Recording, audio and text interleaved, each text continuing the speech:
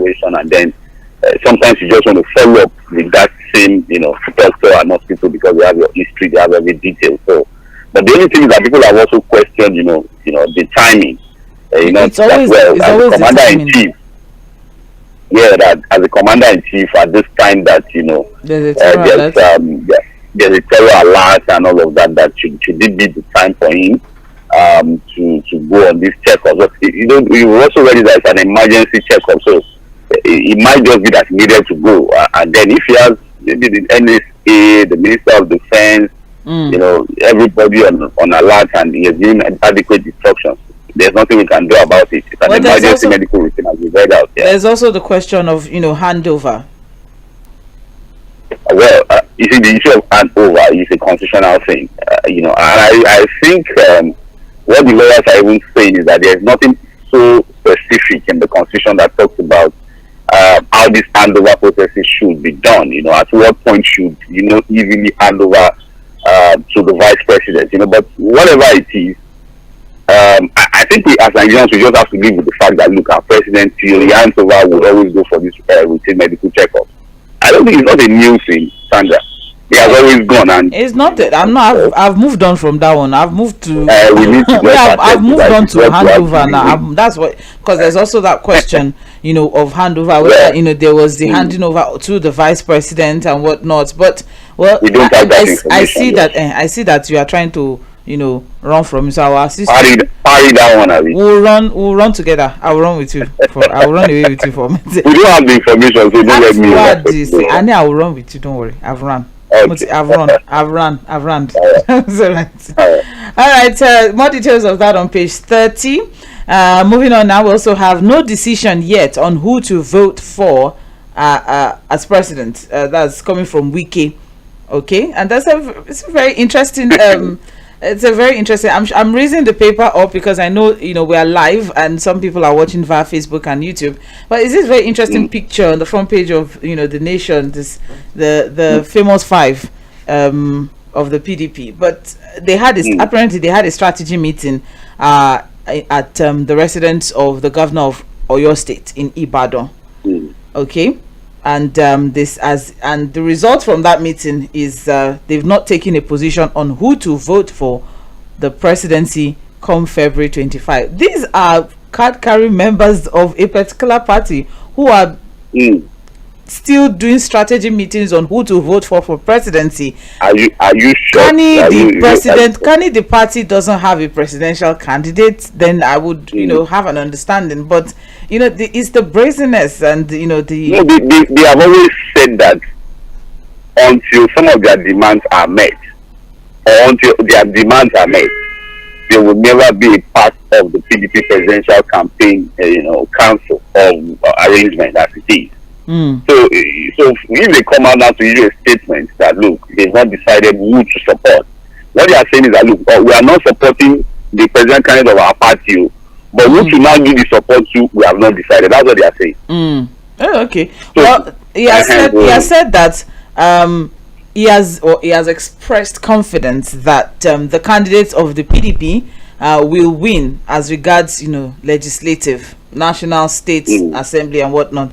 But it's the presidential that they are yet to have a decision. Well, it's within their right. It's a personal decision. It's a very interesting personal decision of card-carrying members of a party.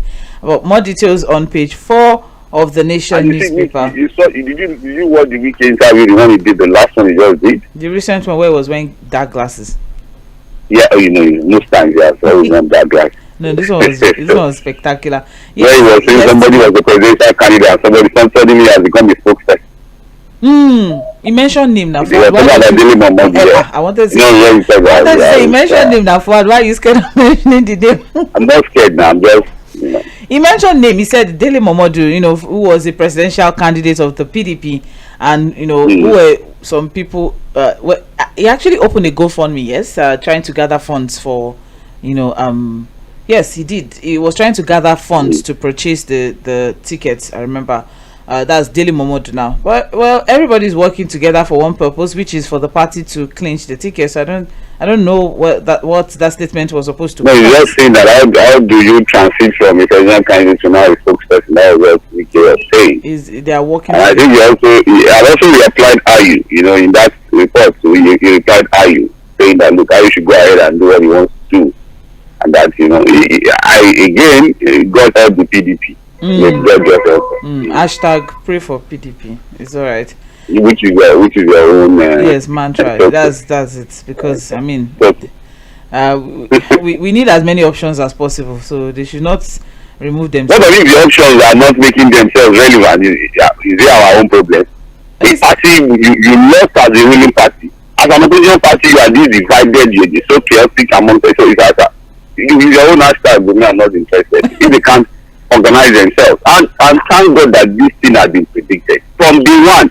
When they took their tickets open, it was obvious that they were going to descend into this confusion, and here you have it now. So the party was the one who gave birth. They laid the foundation for this crisis now. Yes, they laid the foundation. That's the issue. More details on page 4 of the newspaper. 17 other options actually. More details on. I wanted to call you out on air, but. We'll discuss in private. More details on page 4 of the Nation newspaper. Moving on, gunmen kidnap 4 travelers in Ekiti. So kidnapping has become a serious thing of concern. Yes, to the point that people are saying that once it's 6 p.m. just stay in your house, day your day. You don't need to go anywhere, and if you're on the road at that time, just stay in one spot, don't move further. It has become that bad, and at this point now, because one would think that with this redesigning and whatnot, the people will be more concentrated on disposing. But it's getting even more worrisome. Yes. All right. Well, more details as regards this particular one in Ekiti on page 5. Freed ex-UI DVC. Oh, he has been freed. I was shot in the head. Yes. I think I got that link. I just didn't. That's the update on the Lagos Expressway kidnapping that happened recently. That the Mapoli students, the one that concerned the Mapoli students. Mapoli students, yes. So what we have here is that the former deputy vice chancellor academics of University of Ibadan, Professor Adigun Agbaje, who was kidnapped on Lagos Ibadan Expressway, has been released. Although it was not confirmed if any ransom was paid to secure his release, but he was said to have been released unhurt, but currently undergoing medical checkup at an undisclosed disclosed hospital. I don't know. Is it disclosed or undisclosed? I have both here, but that's what they wrote there. Okay. All right, but I'm still trying to get to the part where he said he was shot, though. But he said he was shot. I don't know if he was shot in the head. But more details on page 5 of the Nation newspaper. And moving above the masthead of the Nation, ensure credible polls, Buhari tells police. And that's on page 25. So he's telling the police to ensure that they do everything that's possible to give credible policing at the 2023 elections. But honestly, the police has their limitations, and when it comes to credible polls, yes, they have a role to play to ensure security and ensure. But what's the capacity to really secure, ballot boxes, polling units? So capacity, are you saying manpower or power? Manpower, man and both now. Okay. But we start with manpower. Okay. What's the number of policemen that we have? The number of policemen that we have to man polling units, to man strategic positions within the country, within the general election. During the general election, it's so limited. The entire police force in Nigeria, half of them are with VIPs guarding them. So politicians, VIPs, and government officials. So the ones that are left are, so unless we're going to combine them with maybe the army, with the NSCDC guys, or maybe other, but I don't see the police having the capacity to do the needful in terms of credible polls. So basically, all the security agencies should work together. Yes, I think they would eventually have to work together. But when it comes to the army, too, there are also limitations on the role the army can play during elections. So I'm just saying No, that I the said president all because can you make mentioned that. NSCDC. Yeah, they can. Yes, everybody can work together, but even if all of them combine to work together, there are still limitations on what they can do. But it's a good call from the president. I'm just saying that call doesn't go beyond just being a mere call. Mm. It's All just right. a mere call. Okay, so we also have here Abiodun to FRSC. Abiodun, that is Ogun State Governor Dapo Abiodun, to FRSC and Trace. That's the Trace. That's the last mile of Ogun State. Traffic management part of the state. Yeah. Yes. So he's saying end gridlock on Long Bridge, and that's on page 27 of the Nation newspaper. The question I would have loved to ask the governor is how. That's why he's telling Are they going to pick the vehicles and put on their head? He should first find out what has caused that gridlock. The construction going on. Why is this taking so long?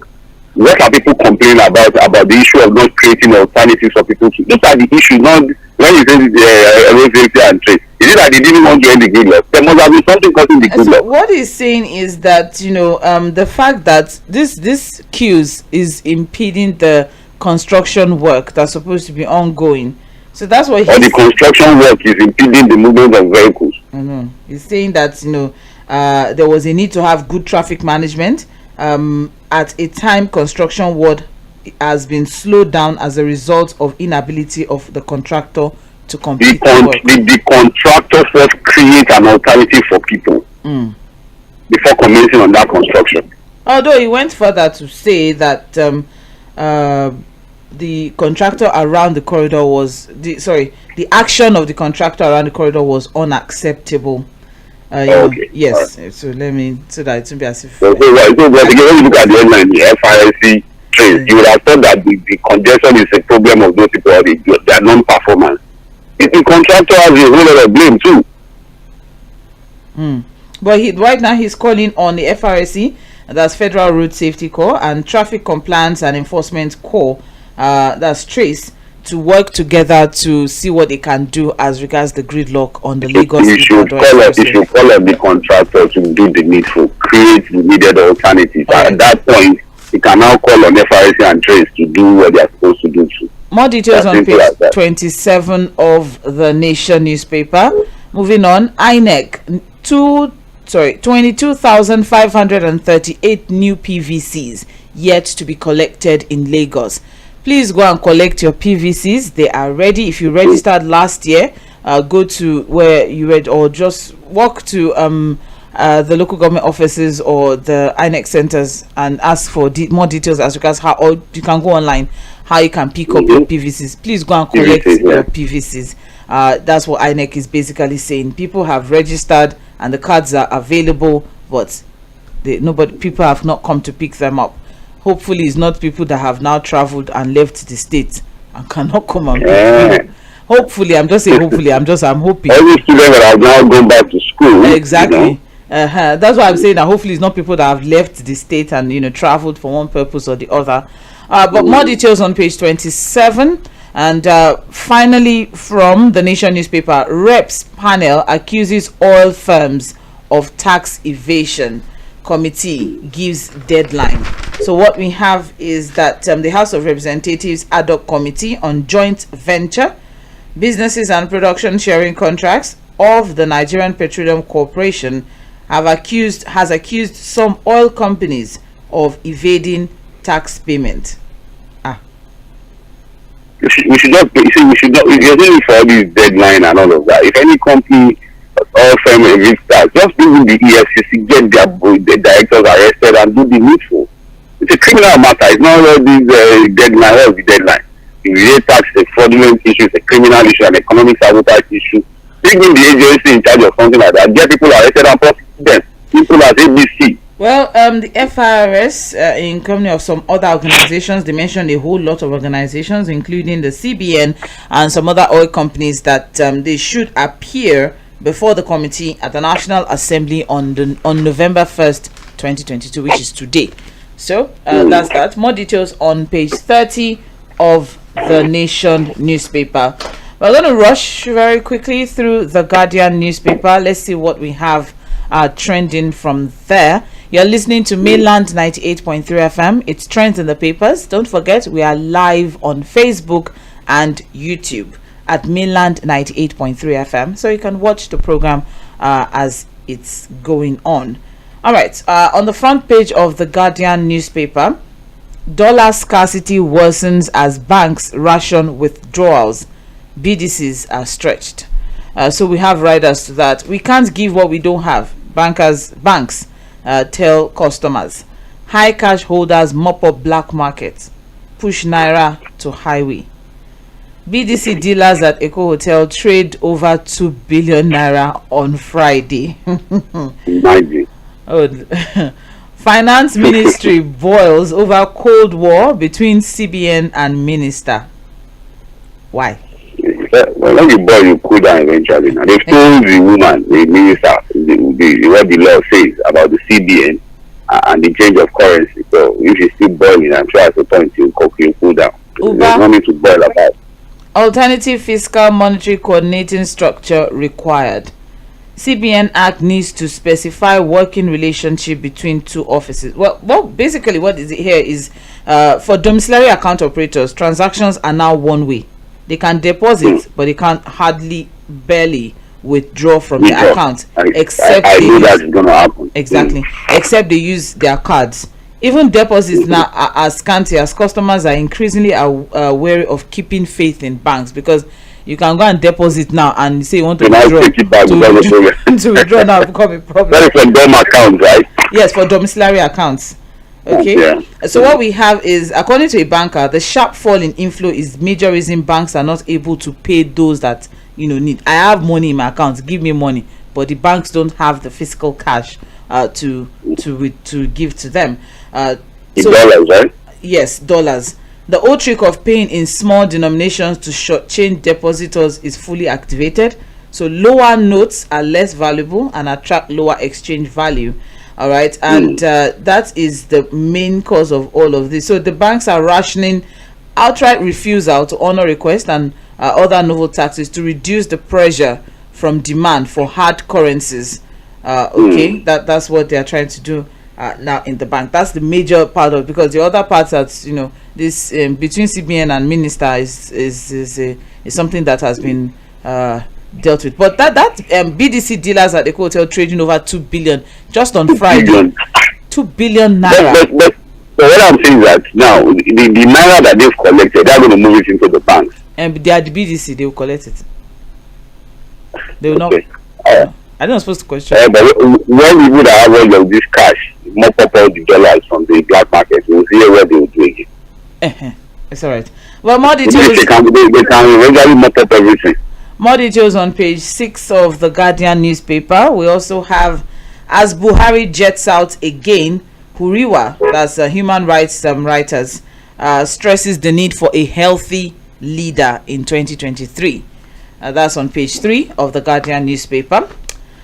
Save Nigeria from global scandal, probe oil theft, ex-diplomats tell Buhari, and that's on page 6. We also have Kogi government in best stead to answer insecurity question, says Akpoti Dragon, and that's on page 30. Still on the front page of the Guardian newspaper, Akintoye accuses Tinubu of planning to destroy Yoruba self-determination group, and that is on page 5 of the Guardian newspaper. So still riding on the story we started with from The Nation, the writers to this, so the leader of Yoruba self-determination struggle, Professor Banji Akintoye, said he did not authorize any Congress of Ilana Omo Oodua worldwide being rumored to take place today in Ibadan. So he distanced himself from a statement issued by one Fumi Shoyemi, the outgoing chairman of Ilana Interim Management Committee of said organization, which is saying that there's a World Congress to hold today. And he said those planning the Congress are agents working for politicians within the organization. He also alleged that the presidential candidate of APC is currently recruiting some power-seeking individuals within the self-determination struggle to either discredit him, that's Akintoye, or destroy the movement completely. Okay, so that's as regards self-determination struggle people. That's Ilana Modua. Yes. So, and also in that story, Dr. Yemi Farumbi, a former Nigerian ambassador to the Philippines, faulted the endorsement of presidential candidates by Afenifere leaders. Okay, so he said what Afenifere ought to have done is to provide a forum for all the candidates to present their vision and mission. I think he's referring to what the joint Arewa, Yeah, we discussed it too. That why we want to quickly endorse? Why not? But again, why not? I don't know why we have to offer first. I don't know why we're stuck with this issue of endorsements or no endorsement, groups or no groups. I'm sorry, maybe it's just a personal thing. I don't take this thing seriously. Again, maybe I'm limited by the fact that I'm not a politician. The politicians seem to know what we don't know, so let them continue to gloss or invest their time with endorsements or no endorsements. Okay.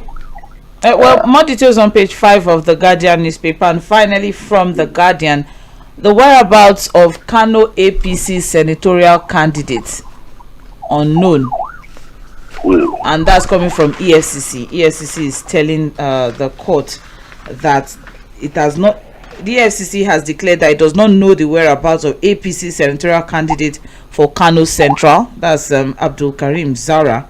So the trial of Zara for alleged $3 million scam at the Federal High Court failed to commence following the defendant's absence, and EFCC saying they don't know where he is. More details on page 30 of the Guardian. Thank you for staying with us. You're listening to Trends in the Papers on Mainland 98.3 FM. Don't forget, we're live on Facebook and YouTube at Mainland 98.3 FM. Moving on to the Punch newspaper now, we have major story there. Terror alert. Federal government reassures Nigerians, pushes back against US, UK. Foreign, the riders to that, we have riders to that. Foreign minister to warn ambassadors against alarming advisories. Terror alert, irresponsible. So when they warn them already, like them. Are we not saying in one breath that the alert is not for Nigerians, and we have to also warn them? I don't know why we are in this position of standing on this issue or trying to take a hard position. I just felt that when these things are issued, we should just pick our own from activate our own intelligence community and to be on red alert and then move on with it, and then of course give public advisories as best as we can. I don't know why we are in this position of thinking that everything that comes like this is a form of, or it's an attempt to embarrass the government. I don't think so. Well, I really don't think so. Terror alert, irresponsible. Go about normal businesses. That's coming from security chiefs. Transport hotel. We don't get. Transport hotel sets new security protocol. FCT police meet hotel operators. Which makes sense. Can't they do? I'm sorry. I just want to quickly get something from that particular, report of Transcorp trying to put some certain things in place. It makes a lot of sense, and even churches and all of that should begin to get scanners, metal detectors. So why do you again talk about being responsible when you are actually supposed to begin to do something about such an alert? So despite the NSA's assurances, the management of Transcorp Hilton Hotel has said it will henceforth halt operations at 9 p.m. following the security advisories, and they addressed it to the hotel staff and business partners, and they said that its workers now are required to wear their identity badges at all times. And the memo was signed by the general manager, titled Security Protocol. Thank you for your continuous patronage and collaboration. And these things are put in place to ensure the safety of all our guests and staff. All right. And the police reacted to that, saying that they're going to meet with hotels, estates, gardens, and a lot of places. However, there's no cause for alarm. Residents should go about their lawful businesses. The CP is also, well, they just said that basically that everything is being put in place in their own from their own side. But I mean, number one, Transcorp is an international organization, so of course, and even if they are not even an international organization, for what, even you hear do something about security too. And as long as they are not even saying all staff should be carrying arms or ammunition, they just said wear your ID cards. We want to know that you're a staff. We don't want new people around us. So it's just basically, yes, I'm with you. Well, I always say this thing: when it comes to securing the rights and property of people, as a government, you can't overdo anything. As individuals, you can't overdo anything, and you don't take anything for granted. You tighten all loose ends. That's why if I even want a restaurant in Abuja now, I will also activate some level of security within my restaurant to check people and see what I can do to also help with security in Abuja. I probably will also watch out for things and be ready to also inform government security agencies and all of that. That's what we're talking about. I don't know why we are still looking at any of these things as a form of embarrassment, or I don't know. More details on page 2 of the Punch newspaper. We're moving very, very fast now. We have here marketers protest 185 naira per litre fuel, threaten strike. That's on page 20 of the Punch newspaper. We also have above the masthead, they've borrowed 5.3 trillion naira. We are still borrowing. More details on page 9. And they have even exceeded loan targets. So that's a lot of questions that I have. But I hope all of our presidential candidates are seeing, all of these borrowings and okay. Or blame game. No. No. They know that they have money to do after what they are saying. Food and energy crisis. Of course, that's coming from World Bank, and that's on page 22. Of course, that's expected. IOCs polluting Nigeria must face sanctions, and that's coming from the federal government. More details on page 20 of the Punch newspaper. And finally, going through Vanguard newspaper now, very quickly, the major headline there, still as regards terror alert. UK-US terror alert unneeded. Situation not so bad, and that's coming from NSA, that's National Security Advisor. And more details of that on page 5. There's a whole lot of riders that saying that citizens not in danger, situation under control. As CDS confirms killings of terrorists who invaded Wawa cantonment in Niger. Traffic jam warns. That's on page 5 of Vanguard newspaper. Okay, moving on, we also have here Adeleke Oyetola Bika over appointment of permanent secretaries. That's on page 10 of Vanguard newspaper. All right, we also have gas flaring. Federal government targets $1 billion revenue from sale of 50 gas clusters. That's coming from an investigation. That's on page 4. School children, commuters stranded as Lagos Danfo drivers down tools, and that's on page 7 of Vanguard newspaper. And the aggrieved, the JD1, that's joint drivers, yes, joint drivers. So they have a meeting on November 2nd. Hopefully something productive will come from there. All right, moving on. Despite challenges, Buhari liberated more Nigerians from poverty, and that's coming from the federal government. Okay, that's on page 12.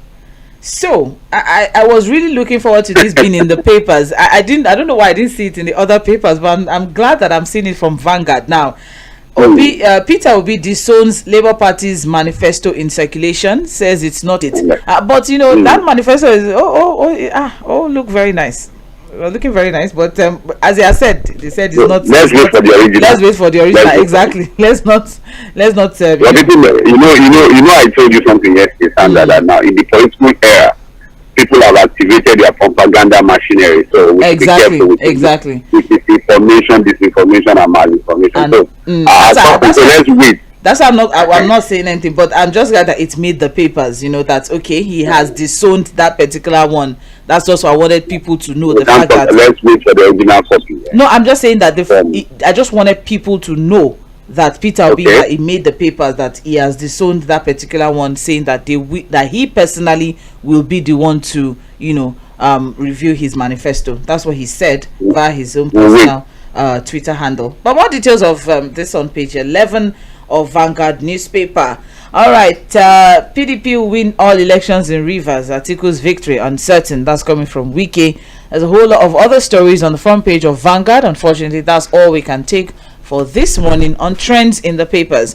We'll be back by 8:40 for Mainland Focus, where you get to be a part of the conversation. So don't go anywhere. Stay with us. You're listening to Mainland 98.3 FM.